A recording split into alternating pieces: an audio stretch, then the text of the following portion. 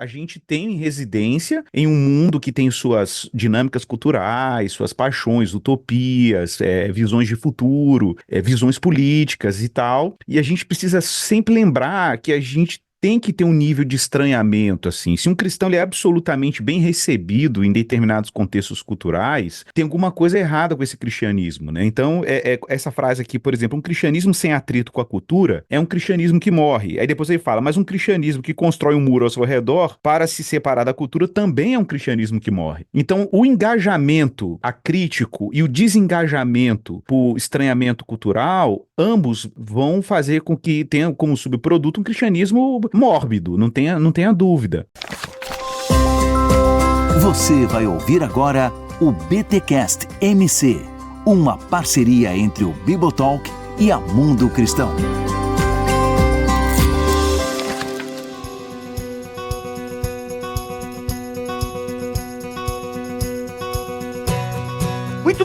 Muito bem. Começa mais um BTcast MC, o de número 40. Eu sou o Rodrigo Bibo e às vezes penso que os MX estão certos. Só joguei aí. MX? Tá bom. MX, o que é isso? Tô zoando.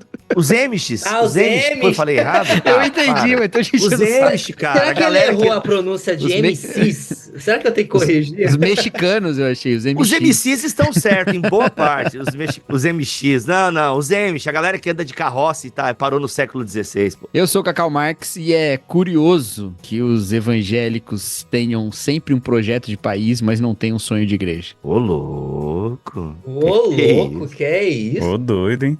Rapaz. MX ficou parecendo nome de banda emo. Então, MX0. MX0, com esse meu cabelo eu tô mesmo nessa vibe. Olá, meu nome é Igor Miguel e o rolê não é meu corpo, minhas regras, é meu corpo e minha ressurreição. Olha aí. eu vou escrachar aqui. Que é isso? Vou escrachar. Vai lá, Luiz. Mantenha a tradição. Olá, meu nome é Luiz Henrique e cinturão de Bíblia pra mim não está na moda. Boa. Olha aí, meus amigos, estamos aqui para conversar um pouquinho, para dar um gostinho a você nesse livraço que a Mundo Cristão lançou, Como Viver no Mundo Sem Abrir Mão do Evangelho, do Russell Moore. Para mim, assim, um dos grandes lançamentos da Mundo Cristão desse ano, e tanto que é um livro que já tem alguns meses que foi lançado, mas eu falei pra Nath, olha, Nath, se der pra gente falar desse livro, vamos, porque tem discussões incríveis aqui que o Russell Moore traz. Eu acho que é um cara que tá vivendo ali, pensando a cultura americana. Sim, é um livro sobre a cultura americana e a relação com a igreja, a relação da igreja com a cultura americana, mas por que faz sentido um livro como esse aqui para o Brasil, né? É a primeira pergunta que eu lanço pra mesa, né? Faz sentido? A nossa cultura, de alguma forma, espelha e caminha para onde a cultura americana está? Nesse momento, todo mundo do Mundo Cristão que tá ouvindo, tremendo, com medo de alguém falar não. Eu achei a escolha infeliz, porque não tem nada a ver. Realmente, acabou o BTcast. Mas não, acho que eu lanço a primeira pergunta, assim, faz sentido um livro que está discutindo a cultura americana e a igreja para nós aqui no Brasil? Eu acho uma coisa interessante da gente falar. Sim, faz sentido pra começar, tá? O pessoal do Mundo Cristão fica tranquilo. Mas tem uma coisa que eu queria dizer, é o seguinte, tem um contexto, sim. Não é que tem um contexto.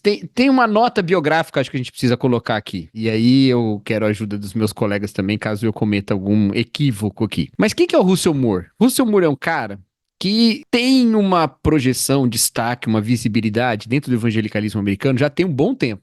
Tá? Com bastante influência, inclusive, até na formação do pensamento evangelical contemporâneo nos Estados Unidos. Só que de um tempo para cá, ele tem botado o dedo na ferida de algumas tendências desse mesmo evangelicalismo, do qual ele faz parte, nunca se desvinculou, e ele ainda faz parte, né? Dessas tendências que são tendências de intolerância, tendências até de abuso, né? Ele foi muito vocal sobre os aspectos lá e os escândalos de abuso dentro da Convenção Batista do Sul, inclusive isso custou o seu cargo na convenção, né? E outras coisas mais. Ele tem tentado ser essa voz de equilíbrio evangelical e reconhecidamente evangelical, ele não deixa de ser e qualquer um que lida com ele percebe isso, né? Mas buscando esse equilíbrio que parece ter sido perdido por causa de um certo extremismo. Eu acho que essa palavra é boa pra gente classificar algumas dessas tendências que ele tem desafiado. Então ele é sempre um cara muito interessante de acompanhar, porque ele tá com essa história, com esse pé na vivência evangélica de fato, de igreja, de tudo mais, né? Mas ele tem questionado esses problemas que são muito parecidos, se forem os mesmos, né? Eu digo aqui que são os mesmos com certa cautela, que a gente vê também no Brasil. Não são os únicos, obviamente, tem problemas que são específicos nossos, tem problemas que são específicos deles, mas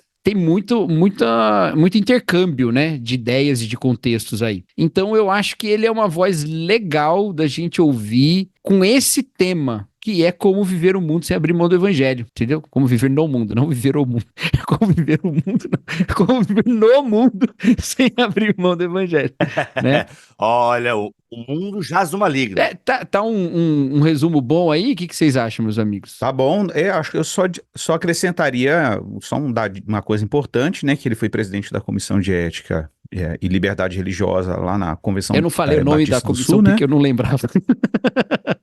E atualmente ele é editor-chefe, não tá mais nessa comissão, né, mas ele é editor-chefe lá da Christianity Today, né, do Cristianismo Hoje, e temos aí uma extensão no Brasil que traduz os conteúdos da Christianity Today, para quem não sabe, vale até a pena acompanhar, tem muitos artigos bons, inclusive artigos do Russell Moore em português traduzidos, tem muitos artigos interessantes sobre justiça social, direitos humanos, a interface entre fé cristã e teologia pública, tem muitas coisas legais. Cristão e eleições, ele sempre tá... Exatamente. E inclusive, esse é quase um cargo religioso. Com certeza. Editor-chefe da Christianity Today, né? É sempre uma figura assim. Cara, é o ombudsman da igreja evangélica, é o editor-chefe. E fora isso, ele também tem diversos livros sobre assuntos diversificados a respeito de família. Nós temos livros escritos dele direcionados àquilo que é concernente àquilo que está dentro da nossa igreja, né? Quando nós falamos da comunidade cristã, a gente sempre pensa em alguns temas específicos e ele tem pelo menos uma opinião sobre cada um desses temas, para mostrar o quão enraizado e não alienado ele está da vivência eclesiástica e da cultura da igreja, também da prática pastoral, nesse sentido mais pastoral. E uma coisa interessante também para o pessoal se localizar, né? O Cacau reforçou aí o traço evangelical dele muito consistente, né? Com o que a gente entende de um evangelicalismo clássico em termos da sua confissão, dos seus compromissos com a Bíblia enquanto tal e etc. É que ele, apesar de se localizar nesse contexto, né? Ele lida com temas que geralmente a gente vê mais associado com segmentos mais progressistas do evangelicalismo americano, né? Que são temas ligados a racismo, imigração, justiça social e esses temas que são, geralmente a gente faz uma associação, acha que ele é dileto, né? De determinado espectro teológico e político e ele é um cara reconhecidamente evangélico, clássico nos seus compromissos teológicos, mas que traz sempre discussões importantes sobre cada uma dessas temáticas, né? E o que é importantíssimo. E uma curiosidade sobre ele é que ele tem, não sei se tem ou tinha, um podcast que tinha o título de... Como é que era? Tell Me Why I'm Wrong? Uma coisa assim? Não é isso? Ou eu tô viajando? Tell Me Why I'm Wrong. É isso mesmo. Que ele conversa com gente que pensa diferente dele pro cara dizer por que ele tá errado. Exatamente, cara. E é top, viu, bicho? Eu ouvi 1 ou 2 podcasts. Era bem legal. Não sei. É legal pra caramba. Caramba, velho. Eu acho que ele continua fazendo isso agora no Russell Moore Show, não é? Pode ser. Ele continua fazendo... Depois do TikTok eu não ouço mais podcast. Nossa, mano. Nossa, que legal, cara. Tell me why. Mentira, lembrei. Fiquei com o Backstreet Boys na cabeça agora. Seria legal se essa abertura do podcast dele. Cara, eu acho que esse intercâmbio, né, por exemplo, assim, pra mim, ficou mais evidente na questão política mesmo. Eu acho que na questão política, devem ter outras, mas eu acho que a mais gritante nesse intercâmbio foi na questão política dessa associação, né, da igreja com um candidato, com um espectro político. Eu acho que, não sei se é a percepção de vocês também, mas foi onde mais se gritou, assim, pra mim, essa relação. É que eu acho que a política, ela é um hub de significado muito forte pra gente, né? Então, acaba que quase tudo é político, entendeu? Quase tudo bate lá. Mas se você pensar nas questões específicas, né? Inclusive algumas podem ter uma abordagem fora disso, né? Mas você tem razão, assim, acaba que pra gente tudo vai ter uma expressão política. Ela acaba virando uma arena, né? E eu acho que, se a gente para pensar na declaração, né, que Jesus Cristo é rei, ele é senhor, a própria declaração de quem Jesus é, no tempo em que Jesus viveu, era uma afronta política. O reino de Deus que está vindo e que veio, é uma afronta política. A nossa vida acontece numa arena pública, né? E eu acho que aí, eu quero ler aqui, gente. A cruz é política. Era pena capital romana com fins políticos, né? Então, gente, eu vou ler aqui um parágrafo que eu acho que é legal começar a nossa discussão, que não vai ter fim, obviamente, galera, porque no livro ele trata de vários temas, então a gente vai pincelar aqui alguma coisa sobre o reino de Deus. Vou falar um pouquinho agora para tentar ambientar o que tá na minha cabeça e o problema, né? Eu até brinquei com o lance de os Amish tão certo, né? Porque os caras estão lá preservando a cultura deles e vivendo a vida deles e tal, mas obviamente que eu não acho que eles estejam certos. Em breve, Bibo lançará o livro A Opção Amish. Boa, olha aí, olha aí. Não, porque semana passada eu queria visitar o culto de Satanás, agora eu quero virar Amish, é isso. Enfim. Então o que acontece, velho, é muito maluco porque eu tenho essa dificuldade, né, do engajamento social, da interação social, e aí como é que vira essa alienação engajada que ele fala, pra mim isso é muito difícil de entender. O alienação engajada dele, eu entendi como o conceito de presença fiel. E eu esqueci o nome do autor que defende o conceito de presença fiel. É o James Davison Hunter. Isso, que eu aprendi lendo Keller, né? Eu aprendi lendo e Keller. Tem também o conceito de engajamento prudente do James Smith, né? No Aguardando o Rei.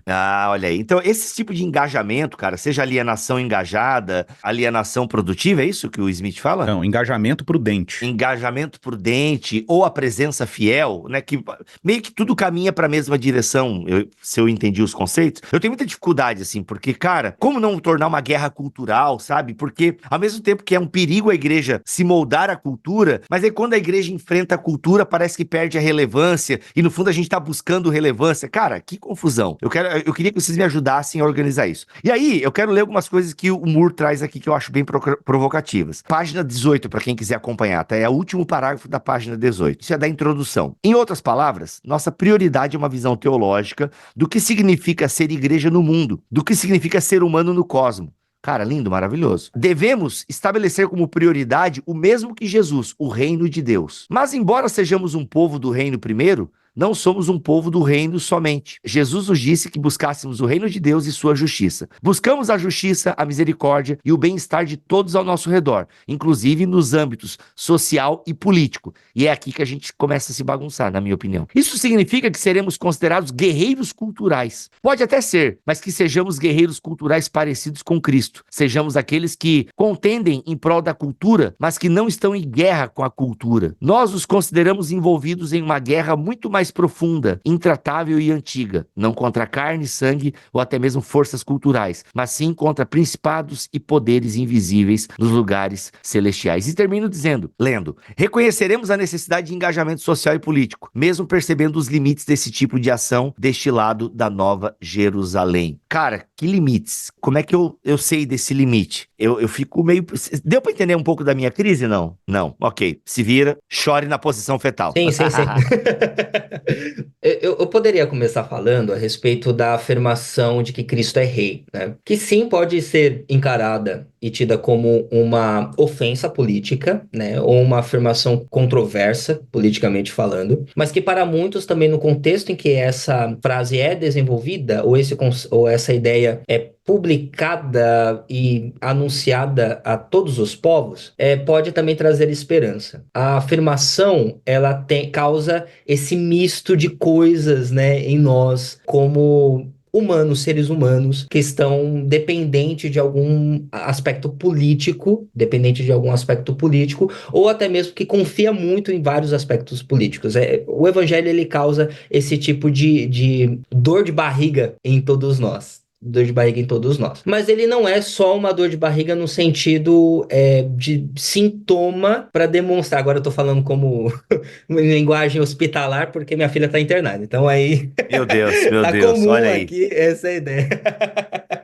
Tá comum Parem essa o podcast ideia. agora e orem pela Helena. Claro, quando você ouvir esse podcast, Por favor, ela vai estar internada ainda, já... vai sair agora, na quinta, e ela só sai sexta. Então, se você ouvir hoje... então... Falta de fé, rapaz. Não, é recomendação médica, mano. É um antibiótico que só termina sexta. Sai hoje. Pronto, é isso aí, ó. Não, mas às vezes, mas o médico dos médicos. Tá bom? Amém. Pronto, eu creio. Orem pela Helena, se você ouvir esse podcast. Então, uma dor de barriga pode ser um sintoma para demonstrar que alguma coisa está em inconformidade no corpo, mas também pode ser uma evasão daquilo que está causando prejuízo. Então, nos dois lados, pode ser um aviso de que está ruim, ou pode, inclusive, te aliviar no sentido... Olha que maravilhosa analogia. Mas faz muito sentido, cara. Pode ser um sintoma de uma parada, como pode ser o livramento de uma parada. Que está nessa analogia e na afirmação de que Cristo é rei, que a cura, o antídoto para o nosso pensamento e o princípio da nossa alienação engajada,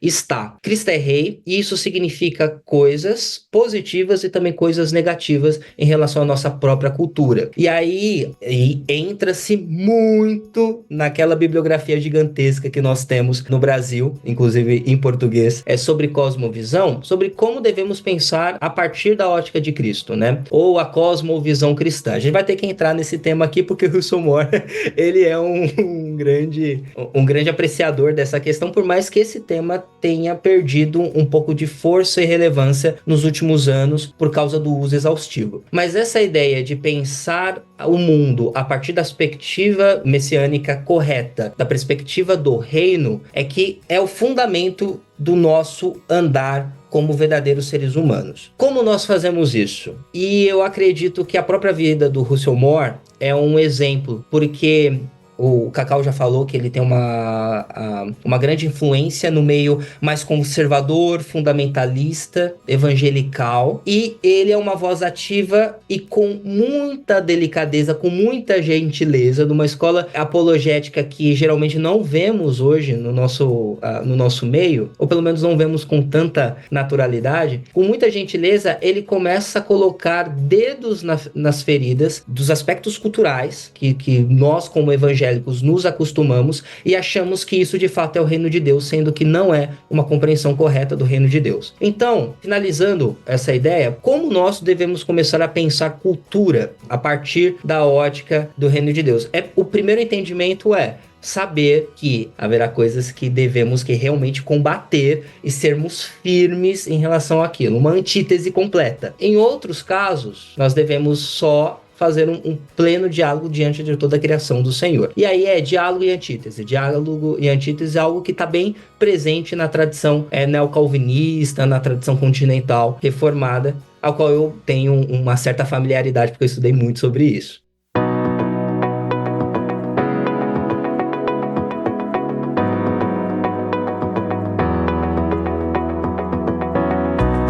Eu acho interessante ele partir dessa ideia do reino, e a gente está falando especificamente de um capítulo aqui, né? Porque eu acho que ele vai bem no ponto que a gente perde nos nossos desesperos contemporâneos, né? Como o Luiz falou, essa afirmação de que Jesus é o rei, ela tem esses aspectos positivos e negativos da nossa existência, né? Então, nos coloca sempre numa situação meio de crise também, né? E isso, muitas vezes, é reforçada em nós por eu acho que falta uma perspectiva da visão do que já está conquistado, entendeu? Do que já está consumado em Jesus, sabe? Sabe, eu acho que às vezes a gente ainda é Israel. Eita, no exílio. Olha Calma aí. que eu vou explicar. A gente ainda é Israel. Como assim a gente ainda é Israel? A gente ainda é o homem que luta com Deus, né? A gente ainda é o Israel, né? Por quê? Porque Jacó lá, quando luta com Deus, ele tem a promessa desde o ventre que ele vai receber aquilo tudo. E ainda assim ele luta com Deus para o abençoar, entendeu? E assim, em Jesus a gente já tem essa certeza da vitória. A cruz, ela já sela essa vitória. A ressurreição, então, sepulta, de maneira paradoxal, a ressurreição sepulta o velho mundo, né? Ao sair da sepultura, Jesus sepultava os poderes do passado, né? E a gente continua ainda brigando com Deus, ou tentando brigar por um Deus que já venceu, né? É como se um lutador tivesse brigando, fazendo uma luta no ringue, ganhou a luta, e aí o filho do lutador, criancinha, sobe no ringue e começa a dar soco no cara que tava batendo no pai dele, que já perdeu. Meu Deus. E esse é um pouco o desespero, porque a gente não tem essa perspectiva, e eu gostei muito desse capítulo do Reino do Russell Moore, porque ele fala disso. Gente, se a gente vai de fato ter essa fé sobre a plenitude desse reino que nos aguarda, isso deve nos impactar da maneira que a gente vive agora, entendeu? E na prática não é exatamente o que acontece, né? A gente tá absolutamente... Vocês entendem quando eu falo a gente, né? Tá super desesperado, como se a gente fosse, né, perder tudo, né, que já não tem como perder mais, entendeu? Ele falou assim, a gente tá a gente tá num conflito, mas a gente tá num conflito como vitoriosos, né? Então, de uma vitória que já começou, né? Ele, até esse lance aí, Cacau, eu não sei se eu entendi tudo que tu falou, assim, plenamente. Porque, não, ficou profundo, é que a gente tá digerindo ainda, né? Que eu acho que isso, inclusive, casa um pouco a tua abertura, né? A tua abertura, acho que ecoa isso que você acabou de falar, né? Você ampliou a sua abertura agora, eu imagino que nessas tuas palavras aí. E aí ele traz um lance, cara, que eu me lembrei, ele falou do uso excessivo, né, nas igrejas, de 2 Crônicas, qual é a passagem? Se o meu povo que se chama pelo meu nome, se humilhar e orar. 7,14. Segunda Crônica, 7,14. Mano, e toda a nossa geração aqui, talvez o Luiz não, porque o Luiz tá com quantos anos? Eu tô com 28, 29, perdão. Ei. Não é tão novo, 29. não é tão novo, não é tão novo, não é Acho tão que é a novo. minha faixa etária, E o né, seu cara. irmão David Leonardo tá com quanto? Ah! Gente, pra quem não entendeu a piada, o BTcast Mundo Cristão não tem imagem, Cacau, só o eu achei que o BTcast. pessoal tava vendo. Não tava, Pô, não eu tava, tomei não até tava. banho pra gravar Cara, esse e eu BTcast, amei o cara. seu cabelo, Cacau. Eu queria que o pessoal via. Eu vou bater uma foto do seu cabelo e vou postar hoje, no dia do lançamento. Pô, eu tô aqui até mexendo com o livro aqui. Eu Olha li lá. o livro na versão digital que a gente recebeu da editora, Aham. né? Mas eu até peguei a física pra galera ver. Bati até uma foto tua aqui, porque seu cabelo tá lindo, mas o pessoal não vê imagens. Ano que vem o pessoal vai ver imagem do BTcast MC, esse ano ainda não. Mas vamos lá. Mas o Luiz, pra quem não entendeu a piada, o Luiz é muito parecido com o David Leonardo, gente. Muito parecido mesmo, assim. Quando eu digo que é parecido, é muito parecido. Tanto O que meu eu tava... apelido no seminário é o Dave Reformado. David reformado. Boa. David Leonardo Exato. Reverso. David Leonardo Reverso. Negativo. Tão parecido que, cara, que eu tava numa noite de autógrafos em São Paulo, aí, cara, eu olhei na fila e falei, não pode, o David Leonardo não veio na meu... Pra quem não sabe... Que isso? Não, é que eu e o David Leonardo somos conhecidos, né? A gente é da mesma cidade e tal, e a gente tem um certo contato, enfim. E aí eu falei, mano, o Dave veio na minha noite de autógrafo, não pode? Aí, não, cara, não é o Dave, mas, mano, é muito parecido. Aí que eu fui me tocar que era o Luiz, que é de um grupo que a gente tem em comum. Mas o Igor tem um sósia também. Aqui em Campinas tinha um pastor, agora ele tá em São Carlos, pastor presbiteriano, que é o Ricardo Renó. Ah, o Renó é brother. Nossa, a Renault é sósia mesmo, rapaz. E uma vez o Renó tava no encontro da galera assim, tiraram uma foto aqui em Campinas, eu sabia onde era o lugar, inclusive, que eles estavam, porque eu conheço lá. E aí quando eu vi, eu falei, eu não acredito que o Igor veio aqui em Campinas e não me avisou.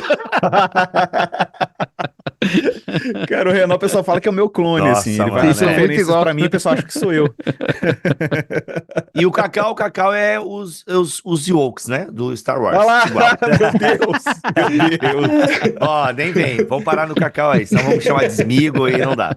Ô, gente, posso só complementar com uma coisinha aqui rapidão? Vamos lá. Só essas 2 frases que eu acho que é bem legal, cara, que ele fala que nessa página mesmo aí que você falou do contexto da alienação engajada. Cara, porque esse negócio da alienação engajada é legal, porque o que é o lance da alienação, né? A alienação em que sentido? No que ele disse antes aqui, né? Que nós somos estrangeiros e peregrinos neste mundo. Então tem um elemento de alien, vamos dizer assim, né?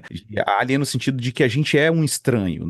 Resident Alien, exato. já falava o Howard. Cara, mas pior que é isso mesmo. A ideia é essa mesmo.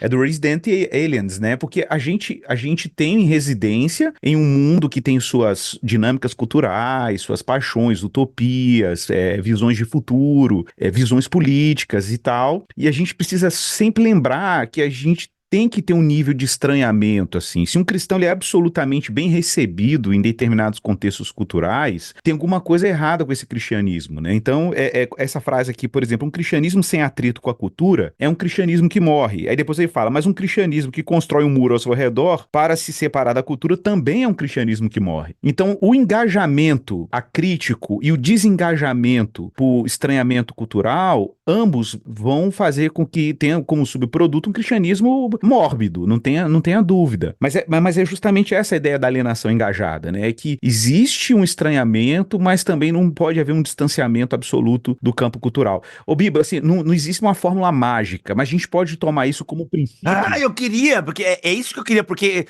tá difícil, mano, a gente Então. tá se misturando. Sabe o que é? Ó, por que a tentação política, ela é tão forte e a gente... Luiz, tu vai falar, não perde o que tu vai falar, Luiz, só deixa eu terminar aqui a minha crise. Porque o Russell Moore até fala sobre isso. Cara, os poderes desse mundo estão aqui, tangíveis, a gente vê a transformação e a desgraça que eles fazem, né? E aí parece que o reino de Deus tá um pouco longe, assim, tá lá, tá vindo ainda, sabe? Loucura, mano. Então, mas eu acho que assim, cara, é igual, por exemplo, o conceito de Estado, né? A gente, dentro da tradição neocalvinista, a gente fala assim, qual é a função do Estado? A função do Estado é garantir a Tá, justiça... roubar e destruir.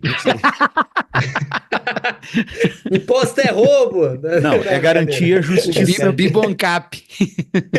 Essa é uma disfunção do Estado. Agora, a função do Estado é garantir a justiça pública. Aí a gente fala assim, tá bom, mas qual é o tamanho do Estado? Máximo ou mínimo? Não, o Estado suficiente. Essa é a nossa discussão, sempre na tradição o Estado tem que ser suficiente. Aí você fala, mas o que é um Estado suficiente? Esse é o ponto. É que essa discussão tem que estar sempre aberta. Ela tem que estar sempre aberta para quê? Pra gente ter discussões mesmo, porque o Estado tem, esse limite ele tem que ser discutível. É constantemente São discussões discutível. mais elásticas, né? Exato. E precisa sempre de revisitação. Sempre de revisitação. É a mesma discussão sobre em que grau se dá o engajamento cristão. Ora, a gente tem um princípio moderador desse grau de engajamento. Qual é? É a nossa alienação. Tipo assim, é o ponto que o Luiz falou aqui de antítese. A antítese é o quê? A gente vai estar sempre checando esse grau de engajamento e participação política do cristão. A partir do quê? A partir do reino. O reino, vamos falar mais concretamente, o que ele chama de justiça, porque esse é o ponto, a gente espera o reino e a gente busca a justiça. Mas a gente busca a justiça, o que é a justiça? São os princípios que estão lá no reino de Deus, que a gente sabe que tem uma dimensão escatológica e ao mesmo tempo um sinal antecipador na vinda de Cristo, mas a gente vai lá checar no reino como o reino funciona e inferir a partir do reino de Deus princípios de justiça que se aplicam à nossa vida contemporânea. Então a gente está aqui no mundo e, cara, no reino de Deus não vai ter fome, então a gente antecipa aqui o que significa isso e dando prato de comida para quem tá com fome. Se no reino de Deus o coxo vai andar, cara, eu vou dar cadeira de rodas pro coxo agora. Se a minha oração não fizer ele andar, então eu dou para ele a cadeira de rodas e a muleta. Então é esse movimento que é o movimento que a gente tem que estar sempre checando à luz do reino de Deus, né? Qual é o grau de engajamento. E também, repito, não é só a justiça que regula o nosso engajamento, é também a alienação. Então, por exemplo, se eu... É o afastamento também. Exato. Então, se a minha visão política está muito conectada, por exemplo, com determinados projetos políticos, e aqui, independente do espectro das preferências, viu? Independente. Porque vamos supor que o sujeito tem lá, sei lá, expectativas de que, se o mercado for absolutamente livre e a livre iniciativa for garantida no seu máximo potencial... Vai ser prosperidade para todo mundo. Cara, exato. Então, isso aí já não é a justiça, entendeu?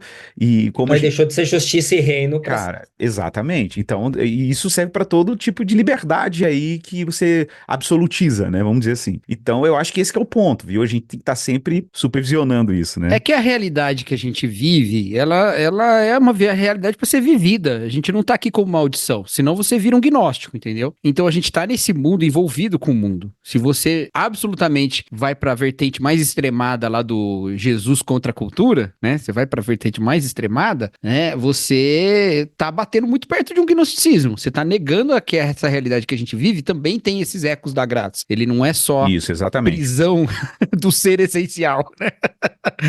Pra ficar uma coisa meio neoplatônica, né? Não, a gente tá nessa vida pra pisar nesse chão, pra viver essa vida mesmo. Só que viver essa vida a partir desse fluir do espírito. É isso né? aí. Então, Bibo, assim, não tem receita porque não é pra ter. A natureza dinâmica dessa discussão é porque a gente tá em cima de um oceano bravio, a gente não tá em cima de uma rocha muito firme, entendeu?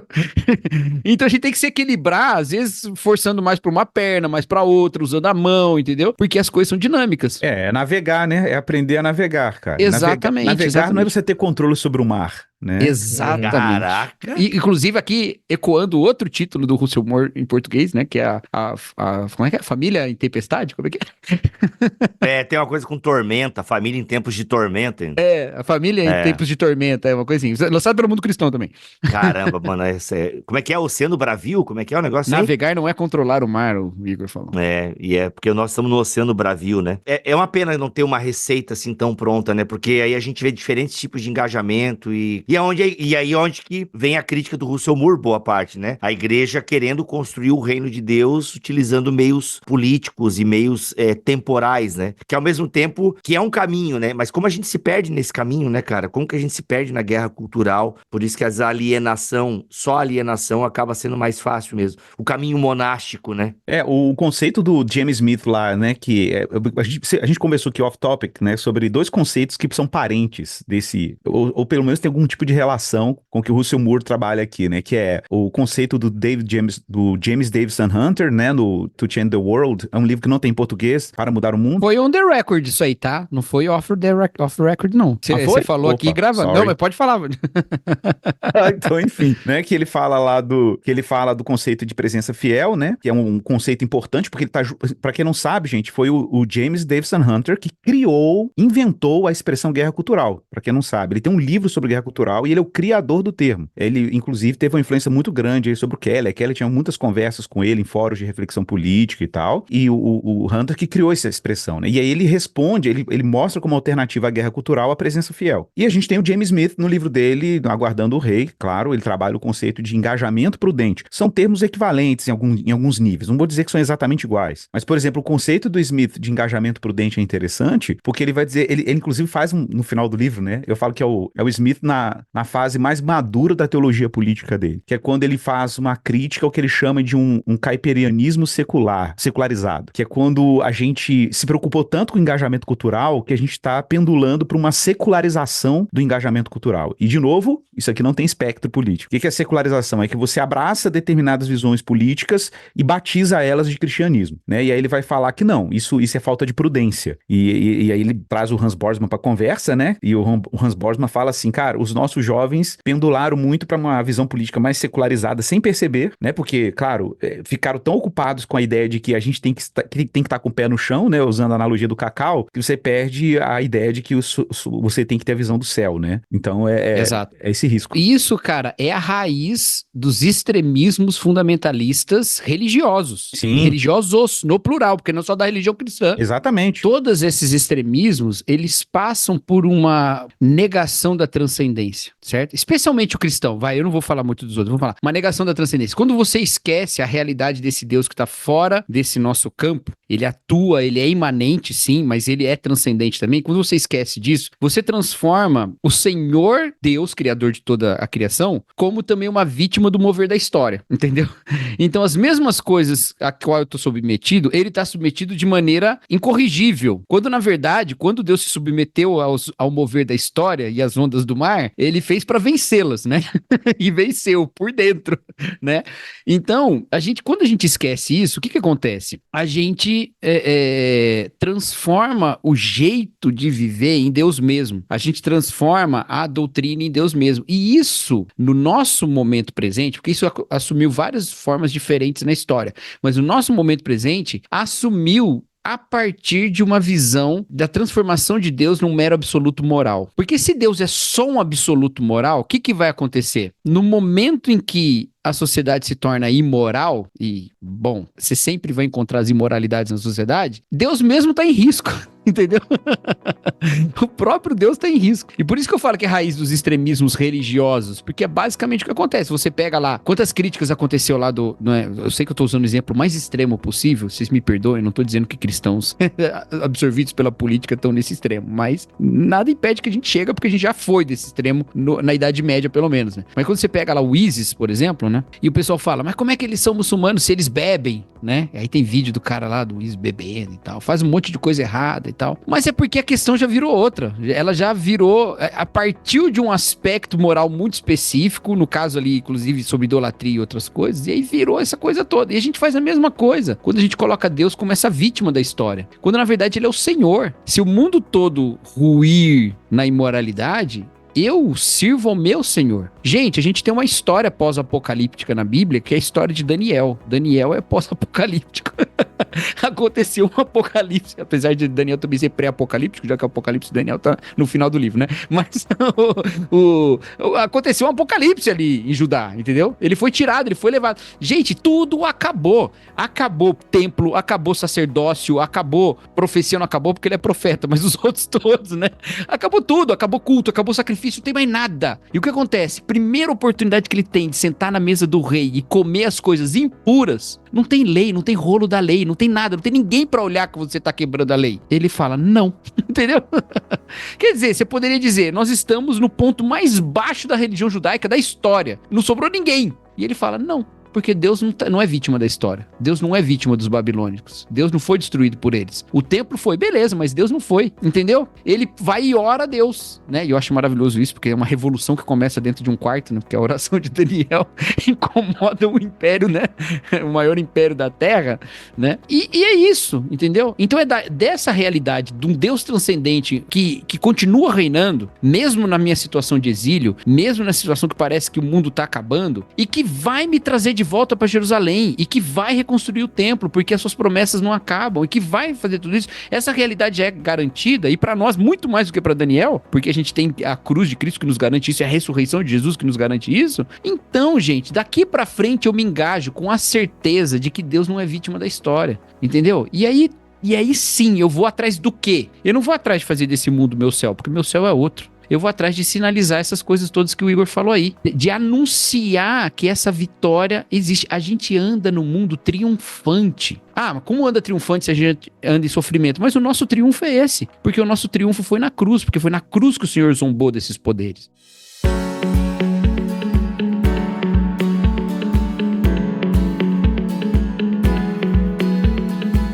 Essa vibe aí do Cacau foi perfeita, mano. Porque ele foi nesse fluxo e nesse flow, né?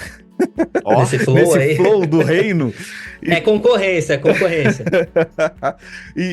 Cara, Cacau, é isso mesmo, bicho. Porque, tipo assim, igual eu comento. Aquela música do Marcos Almeida é linda, né? Tipo, toda dor é por enquanto, né? Porque toda dor é por enquanto, né? Que é exatamente isso. Cara, porque muitas vezes, quando você olha pra um cristão, assim, que ele cai nessa tentação que você descreveu de tentar implementar de maneira artificiosa o reino de Deus por outras vias que não o evangelho, que ele também não tem que ter, ninguém tem que ter essa pretensão não é nossa, essa intenção é divina, né? O reino é uma prerrogativa de Deus, não é uma prerrogativa de nenhum dos seus súditos, né? Então é ele que traz o reino como rei. E eu vejo que muitos cristãos sofrem de eu chamaria de síndrome de privação de expectativa do reino, assim. As pessoas, elas sofrem de uma privação de que o reino, a gente tem que ter uma ardente expectativa, sabe? João fala sobre isso, né? Esperando e aguardando a vinda do Senhor. E é na voz ativa, né? A gente é um povo, é ativo e contínuo, né? O grego tem essas coisas. E aí você tá ali esperando e aguardando e apressando a vinda. Então, essa postura do cristão diante do mundo, cara, isso diz muito sobre o que a gente crê. Então, quando o Moore,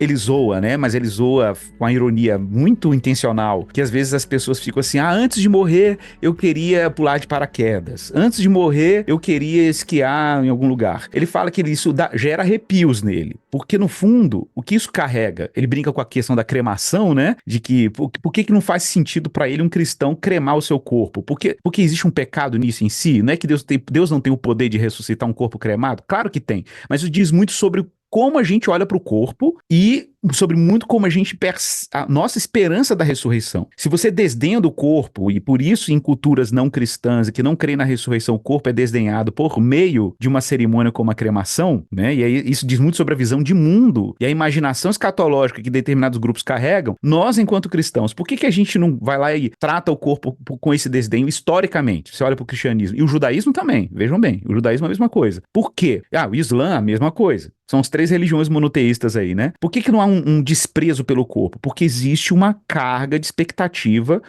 sobre a vitória sobre a morte. E que o corpo, por isso, é digno, né? Mas é claro que não é só o corpo que está em jogo aqui. O que está em jogo aqui é a existência, é a vida. É a sacralidade da vida e a esperança do triunfo futuro de Deus sobre o mal e a morte. Cara, isso muda a minha vida agora. Isso muda a minha relação com a existência agora. Muda a minha percepção sobre o meio ambiente, recursos naturais, a dignidade humana, sobre a vida do outro. Por isso que cremar, ó, cremar é uma boa opção para o meio ambiente. Então, dizem que cremar causa menos poluição. Ah, é?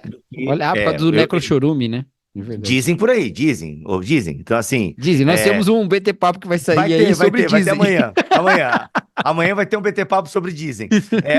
Então, assim, mas eu compreendo, porque eu defendo essa ideia da cremação por conta dos meios da preservação do meio ambiente, né? Então, e como eu sei que Deus tem capacidade para me restaurar do pó. Então, né? mas o Moore discordaria de você e eu com ele. Ah, então tá. Mas antes do Luiz falar, Luiz, não esquece que você ia falar, hein, Luiz? Antes do Luiz falar. Mas, Igor, eu queria entender um pouquinho mais. Eu acho que, só para tu explanar um pouco mais, dessa insatisfação. Ah, porque quando alguém diz que quer, antes de morrer, quer pular de paraquedas ou esquiar no Chile, por exemplo. Eu tenho certeza que isso pegou alguns ouvintes. Tipo, pô, mano, eu queria muito esquiar. Eu queria muito esquiar no Chile, pular de paraquedas. Gente, não é tão legal pular de paraquedas, vai por mim. Então, assim, mas alguém que queria isso, qual é o problema a pessoa querer pular de paraquedas, ou ela, sei lá, querer ter um determinado carro? Não, o problema dele é dizer assim, eu não quero morrer antes de pular de paraquedas. Como se...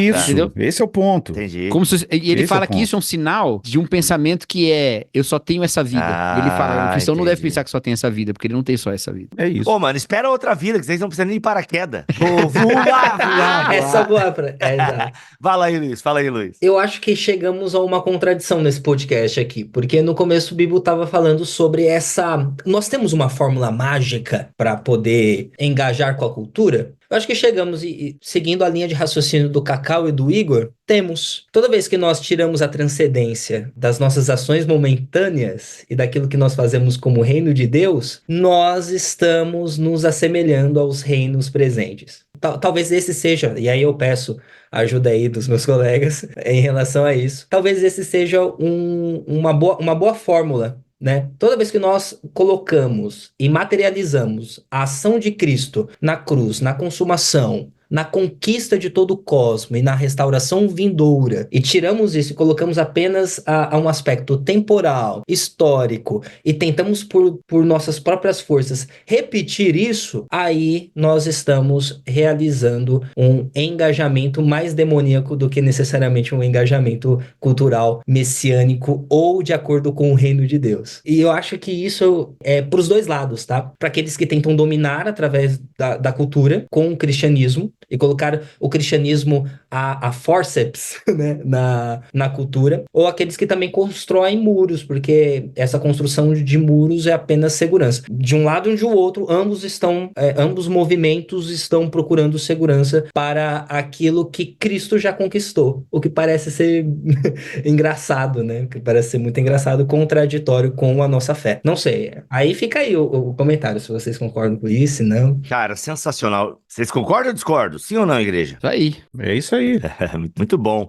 Gente, como viver no mundo sem abrir mão do evangelho? Russell Moore, da editora Mundo Cristão. A gente pincelou aqui algumas coisas que o Russell Moore fala, mas são 10 capítulos, tá, galera? O fim do cinturão da Bíblia, a piadinha que o Luiz fez, pra entender a piadinha dele, vai ler o primeiro capítulo. Da maioria moral à minoria profética. Eita, hein? Reino, cultura, missão, dignidade humana, liberdade religiosa, estabilidade familiar, bondade por convicção, a contra-revolução do evangelho. Tá aí, são esses 10 temas que o Russell Moore vai tratar no livro, Como Viver no Mundo Sem Abrir Mão do Evangelho. Para você adquirir essa obra, tem o link da Amazon aqui, do Bibotalk, está aqui na descrição deste BTcast MC 040, tanto em bibotalk.com como também no YouTube, você encontra o link. Lembre-se, vai comprar na Amazon, compra pelo link do Bibotalk, isso ajuda demais a gente. Igor, obrigado por ter voltado aí ao BTcast, meu chegado, sempre bom estarmos juntos. O Bibo, antes de eu me despedir, você não acha que seria legal a gente, cada um, ler uma frase que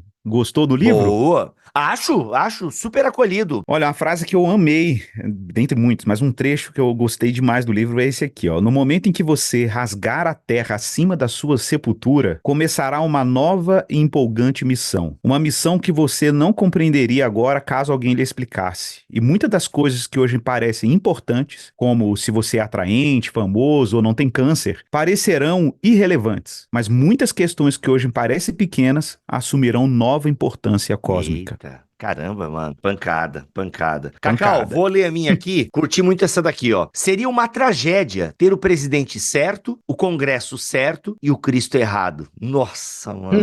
Nossa, mano. Eita, Nossa, peraí. mano. Ó, O meu trecho. A tentativa cristã de se envolver no testemunho social oscila no grande pêndulo entre otimismo exagerado e afastamento e desespero. Em 1 minuto, estamos reconquistando o país para Cristo. E no instante seguinte, pronunciamos que a cultura está se aproximando de Gomorra. Perdemos de vista tanto o fato de que toda a história humana a partir do Éden é uma zona de guerra e que o triunfo do reino de Deus é provado não por nosso sucesso eleitoral ou influência cultural, por mais importante que tudo isso seja na obediência em ser sal e luz dentro de nossa cultura. Nosso triunfo é provado na ressurreição do governante legítimo do mundo. aleluia. Caramba. Coisa boa. Coisa boa demais. Coisa boa. Peraí, que eu tô procurando aqui Tá o meu. procurando o teu? Tem que traduzir. Não, Luiz, você está isento dessa dinâmica. Ah, Tá bom? Você obrigado. está isento da obrigado. dinâmica.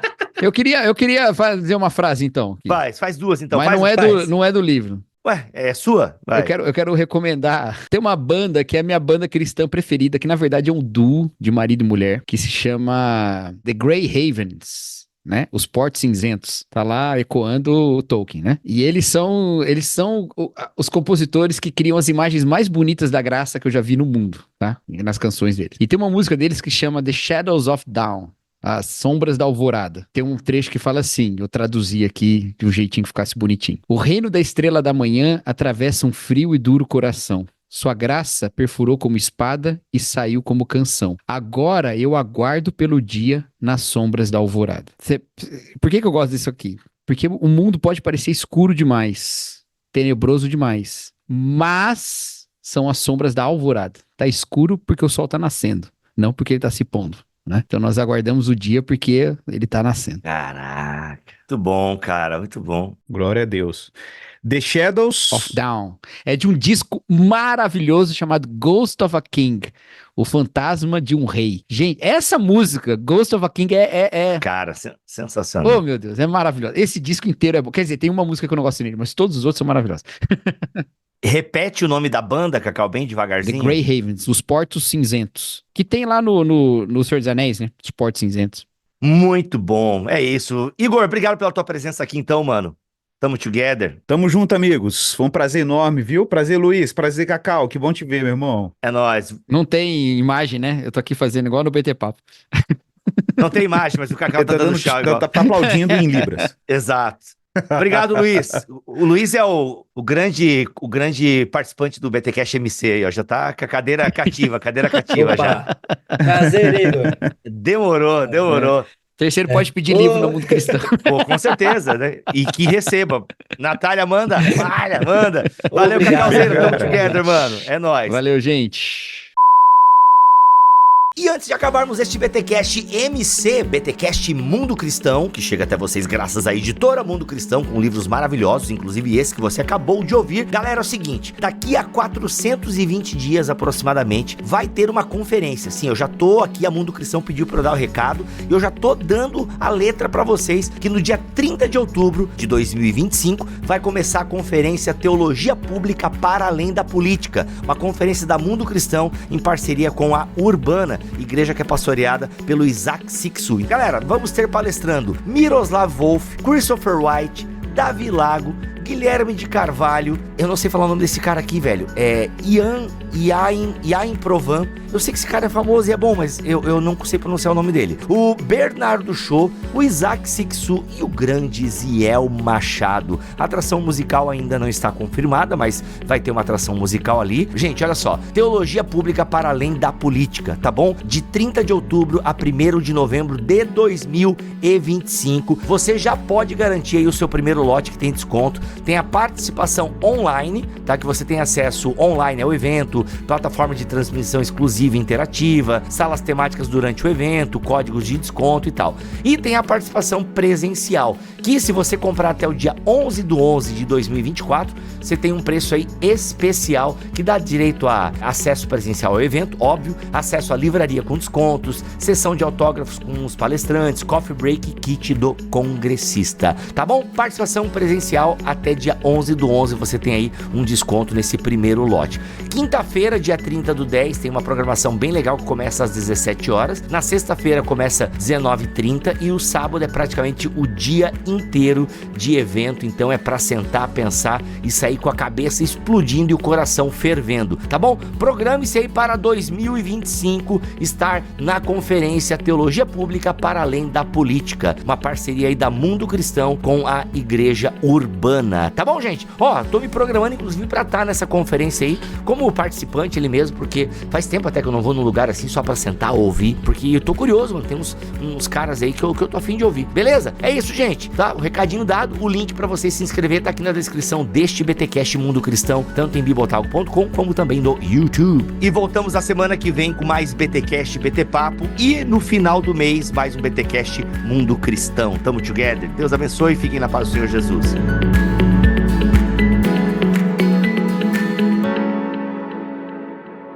Este podcast foi editado por Bibotalk Produções.